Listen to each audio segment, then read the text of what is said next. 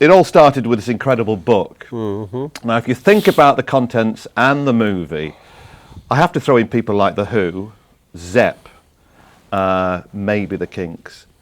But for behaviour and the way you went about what you did, I think you beat them hands down. They're pussies compared to what you lot got up to. Well, they were the template, though, weren't they? Really, probably the behaviour of Zepp. You know, it's true. When we were growing, I mean, we're all the bands all like, you know, grew up in the '70s. So those were our bands. Yeah. So obviously we were going to be emulating.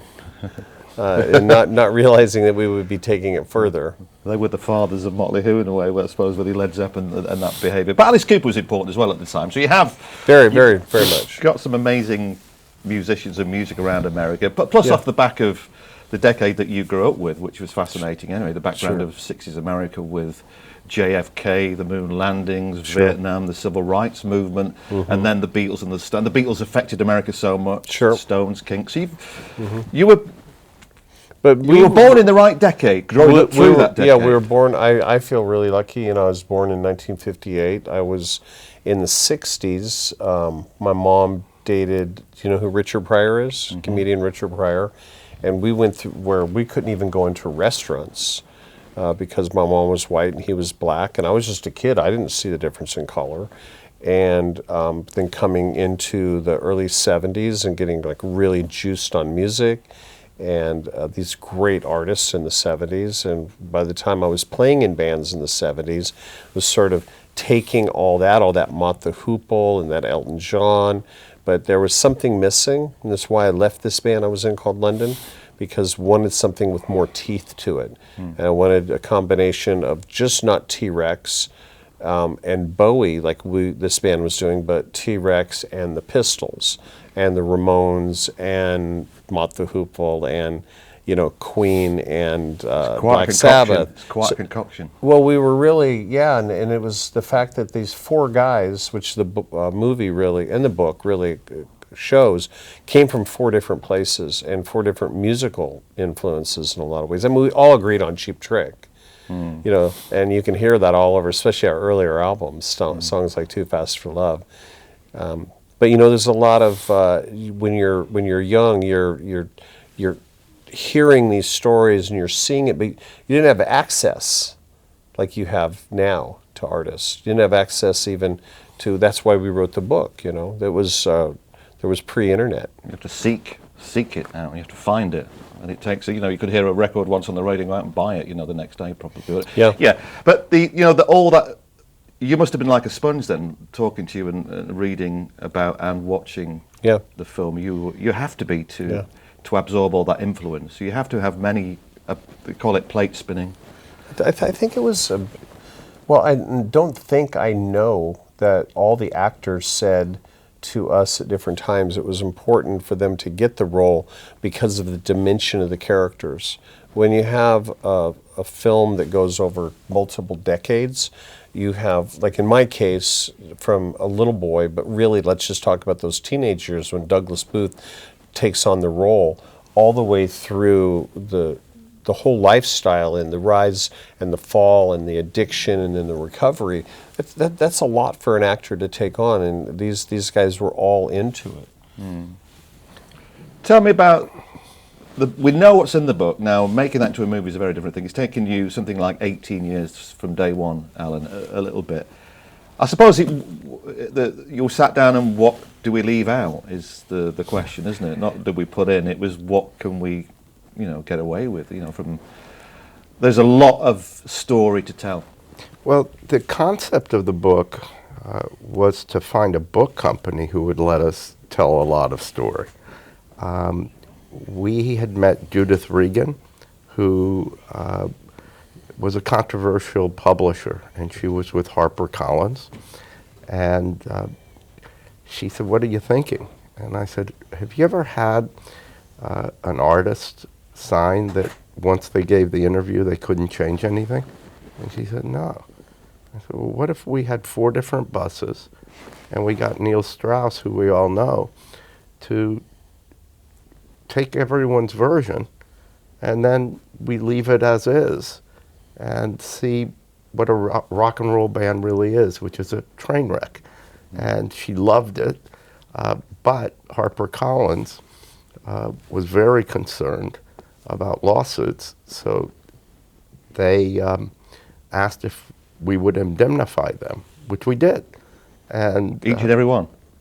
we indemnified the book company against any lawsuits. Anyway, long story short, because of that, you have a real rock story, and that's why we called it The Dirt.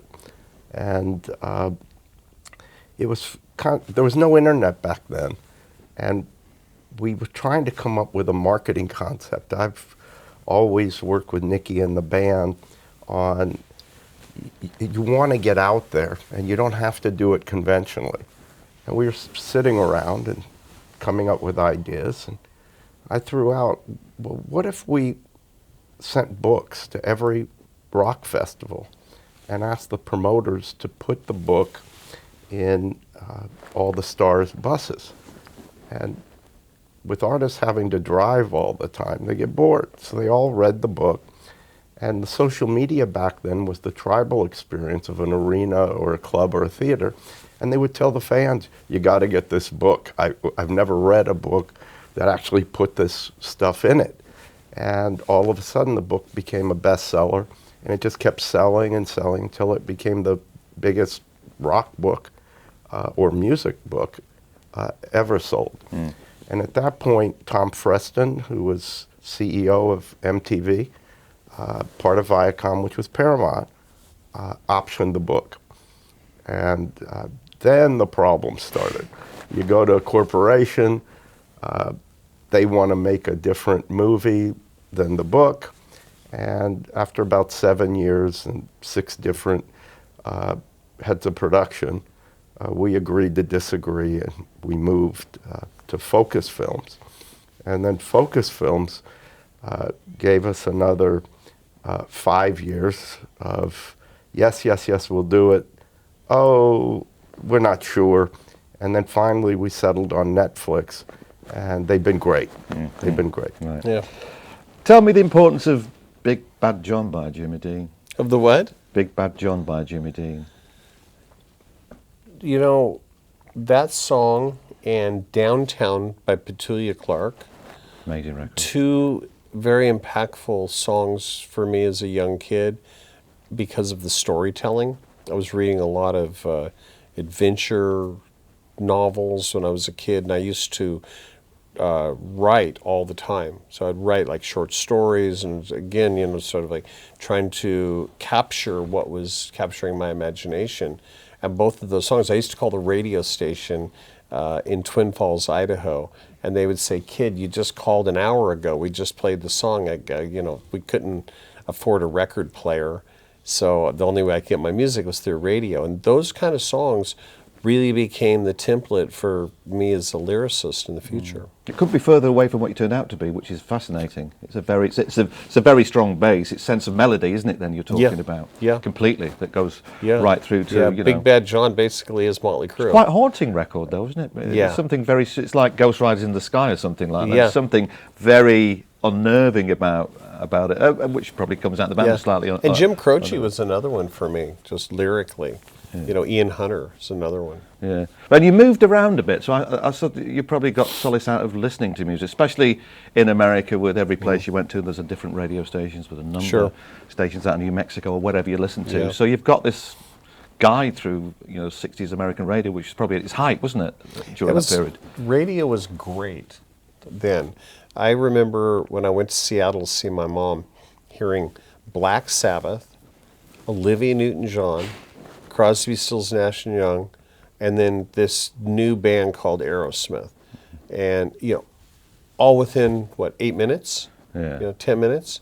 And just my mind was blown all the time. And there was the record store experience where you would just hang out in record stores and if you could, get one that was open and read the lyrics, or you could figure out who that guy produced that record and that record and that. Those are my favorite bands. And you started to understand how the process worked. It was an exciting time. But you seem to have this real affiliation with British music as well throughout your life. Your first band was one of the first bands was London, so you had this almost mythical kind of London and the 60s and the Beatles. It was from an American looking at what was going on, the Carnaby Street thing. It must have seemed like another planet at the time as a kid. You know, I remember saying at one point, where do all these people live? I thought they all lived, like when I was really young, like 13 or so, I thought they all lived in the same place. Like I was like, I got to figure out how to get there. Well, you'll be aware of the impact of the Beatles then as a kid, just about, wouldn't you, early 60s and moving through the 60s, you will have seen them blossom. And what's fascinating I find about the Beatles is how they almost became America's band in a very, very odd way. It was once they conquered America, they'd made it globally, hadn't they? Yeah. Fascinating story. And it's interesting, you know, I think back on my life, and my uncle was Don Zimmerman, who was the president of Capitol Records, and he would send this kid, me, all these boxes of records and they were all in Capitol, right? So I got a lot of Beatles stuff, but whenever I got the Beatles stuff, I'd be like skipping around, and I'd be like, there it is, back in the USSR. Oh, there it is, Helter Skelter. Like I knew, like primally, instinctually what I wanted. It was lyrics and this rawness to it. And that's where, you know, I really started writing songs. Those were the combinations of things that were happening. What was the first guitar then? What was that experience like? I think you stole one, didn't you? It was the first. So I didn't think I'd ever be a musician. I didn't think I even wanted to be a musician. I was a writer, and I was constantly writing all this stuff. And I was that weird kid that had like 2 notebooks carrying around with a pen all the time. Like, you know, you see in some goth TV show, the kid with his hair in his eyes. That was me, because I was actually really shy, because we moved every 6 months, and I didn't have roots, so I didn't really know how to communicate other than through this form of writing. And I went to Seattle to see my mom, and she was with this guy. She, I don't know, like stepdad number 4. And I remember that there was a guitar in the corner, and it was missing 3 strings. So there was just the 3 bottom strings. So now we're talking, it's almost a bass. And I picked it up, and I remember I plucked the string, and I heard the note. And I started reading out of my book, and I moved my finger. I had no idea what I was doing. And when it moved, the melody changed, and it was like a lightning bolt came down and like hit me right on top of the head. And that I got it. I got all these bands. I understood everything I was like trying to say. It could happen if I was a songwriter. So completely self-taught then? Completely self-taught? Yeah. It's funny, I take lessons now. Take piano lessons, guitar lessons, vocal lessons, bass lessons, because I want to be more educated on the instrument. But I think if I would have been educated back then, I would have never written stuff like Livewire. Yeah. What about then the first riffs that you tried to emulate? I mean, riff as becoming your background now and the band. I know you're what about the riffs at first? You know, you wanted to copy and find out how it. I remember because Don let me live at his house in Los Angeles, and I remember this feeling of writing these riffs. It was the first time I had I was in a nice house. So we grew up in a trailer, right? So I was in this nice house, and I had a little amp, and I had my guitar, and everything was super simple. It was super simple, and these lyrics are super simple. It was always about that. So when I hear something like Ballroom Blitz, that lit my imagination. I would hear Yes, and I would tune out. And nothing against Yes. It just, for some reason, something in me, it was the simplicity and the rawness and the lyrics. I think what's interesting about you as an artist that many people don't know is Nikki's always curious and willing to learn. And here you have a person who recovered from being a junkie to being an author, a famous photographer, a DJ that had a show for 8 years that was the #1 rock radio show in the United States, soundtrack to a book. His uniqueness is he never stops. He's always trying to learn. And I think that's why this band succeeds, is he elevates the other members of the band with changing times and with trying to do better than good, be excellent. And I think that that's a tribute to why the book is excellent and the movie's excellent. How did you become the hottest band in Southern California without major backing? How did that? It's a very punk thing, DIY, that doing it for yourself, but wasn't it? Yeah, nobody would sign us, so we just looked at the bands that came before us, like the Dead Kennedys, Fear, et cetera, in the punk scene, and we formed our own record company called Leather Records. Got a distribution deal with a company called Green World, and we just started distributing around Los Angeles. We got distribution outside of Los Angeles, but really no one heard of the band. And we got to the point where we were doing multiple nights in clubs, and then I had this idea to start playing civic arenas and putting on big shows. So we'd find there was a lady named Elvira. Have you ever heard of Elvira? So she was really famous, haunted character, like a witch, horror movies. Yeah. So we got her for $100, which was like $100,000 to us, to intro our show. And we played a show called New Year's Evil. We got this guy that had hot rods to put funny cars on stage, and we were always trying to up the show. So now we're selling 2,000 and 3,000 seats everywhere we play, and still no one would sign the band because we didn't fit in. And that we kept saying, isn't that the point? I mean, is not then the point? It was to not fit in. So, and eventually that record sold 40,000 copies. And Virgin was really interested in us, and a guy named Tom Zutaut, who was with Elektra Records. And the decision to go with Elektra Records was simply because they were on La Brea, and we could go down to the offices anytime we wanted. They didn't like it. A guy named Joe Smith signed the band, and then when Joe left, a guy named Bob Krasnow came in, and he wanted us off the label. And I think that if we would have not signed with a Los Angeles label, we probably would have got dropped. But we went there all the time. We went to Zutaut's office. We went in. We were constantly going in there with new songs, demos, pushing. And we didn't know any better. You know what I mean? We'd drive artists like that would drive Alan crazy. No, you drive me crazy. Oh, without that? Okay, good. Well, how long was it to get to that peak, that pinnacle from that point? It seems to me very quickly. It happened pretty fast, yeah. Well, in the space of, a year, 18 months, you were one of the biggest bands on the planet. Year. That does take some recalibrating, doesn't it? Yeah, we formed January 17th, 1981, and just was less than 2 years we were doing it. And there was a weird frenzy about this band. Yeah. And you fed off that frenzy as well, didn't you? Obviously. We did. Yeah, we did. Yeah. I mean, I think that Joe Strummer, or maybe Paul Simon of The Clash, described their Meteoric Rise as a car going down a hill with no brakes. It's very similar to you, isn't it? Yeah. Completely beyond control. And when you're young, you don't know how to control that. Well, everything's new, isn't it? Every day is a different You're day. young. You're looking at your heroes. You're like, we're on the same path. We're going downhill. Our car's on fire, and it seems good until you hit the brick wall. No, I don't think you're on the same path.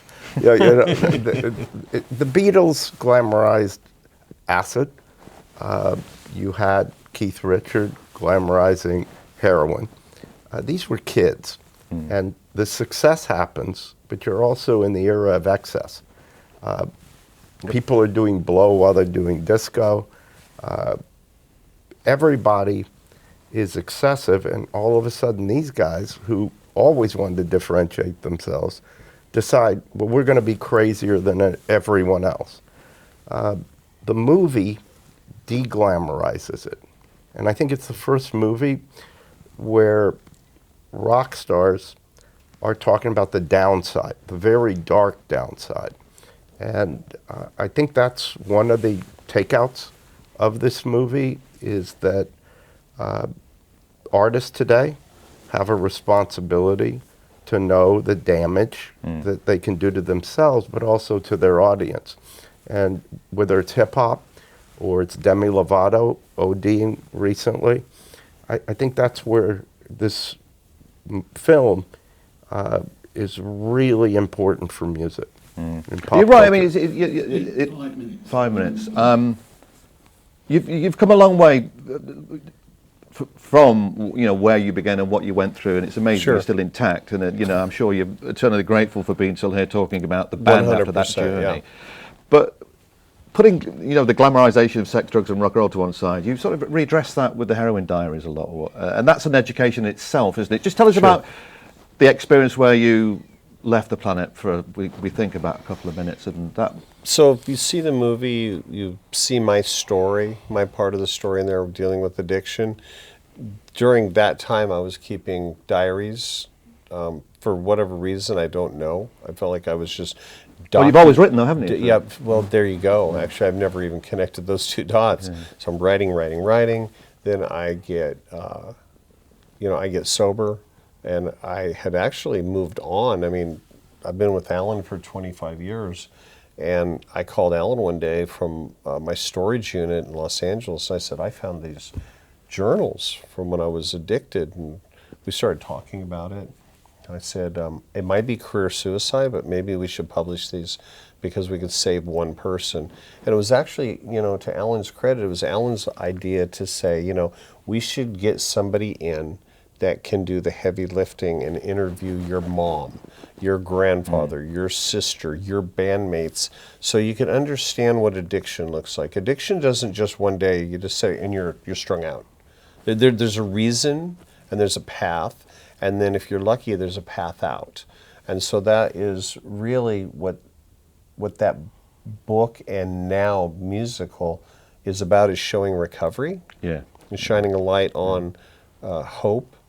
Yeah. And to do for the opiate epidemic what Rent was able to do for HIV and AIDS. And that's really, I'd say, the hugest passion that I have right now. And Nikki's modest about that. He's had an 11-year experience of going to Washington, D.C. and speaking to bipartisan Congress, of doing op-eds, of being on television, of using his radio show to create awareness and destigmatize the issue. 11 years ago, people weren't talking about it. Last year, more people died of opiate abuse than traffic accidents or the Vietnam War. This musical is Nikki's opportunity to localize and take a musical to 100 cities in America and then take it to Europe and around the world to localize it and have people understand how big this issue is and not talk about it, but make a difference. Yeah.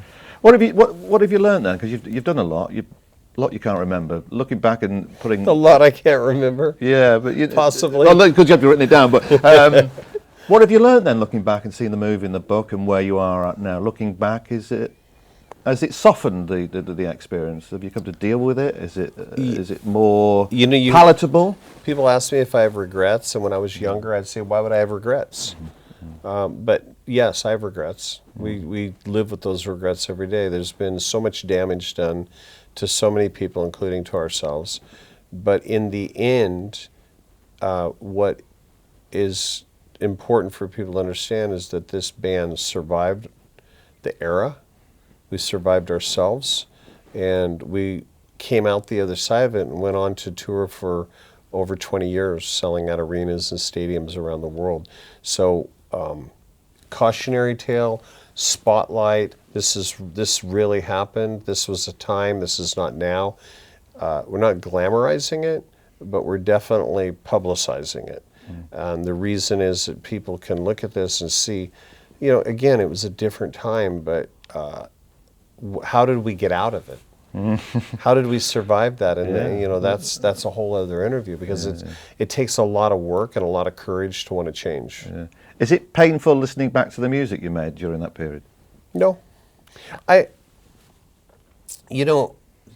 Certain artists, I'm not even going to say who it is, told me once when they were trying to get sober that they can't write music because they're sober. And I said, I don't understand that. I've written some of the best music of my life, even back early.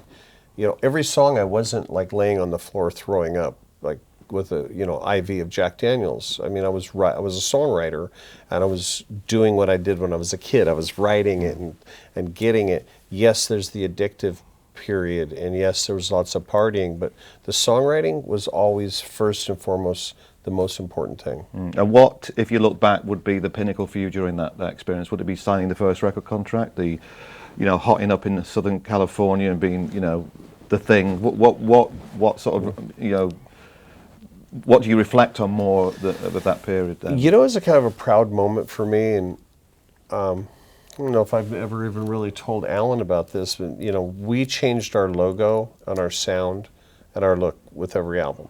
Pretty much evolutionary, right? That second album, Shout at the Devil, when we turned it into Elektra, they basically wanted to reject the album. We had changed the logo. It just said Mötley Crüe in red and Shout at the Devil tiny down here in this huge black empty space. And they were like, what are you doing? It's not the same logo. You guys don't look the same. You don't sound the same. And we go, isn't that the point? And finally, I don't know why. Maybe because they had a contract, they released the record, they didn't promote it, and the album blew up. And obviously, a lot of that we have to owe to Ozzy Osbourne, who took us on an 18-month tour, and we got to play all these great festivals. But that was the tipping point for us that we knew we never had to follow rules. Is it hard to? Yeah, we're ready. We'll just wrap. Is it hard to sum up the band? You've been slightly to one side, but and a little bit of an overview. Is it easy to sum up where the band lies in, rock music in America throughout the 80s? A little bit, Is it easy to?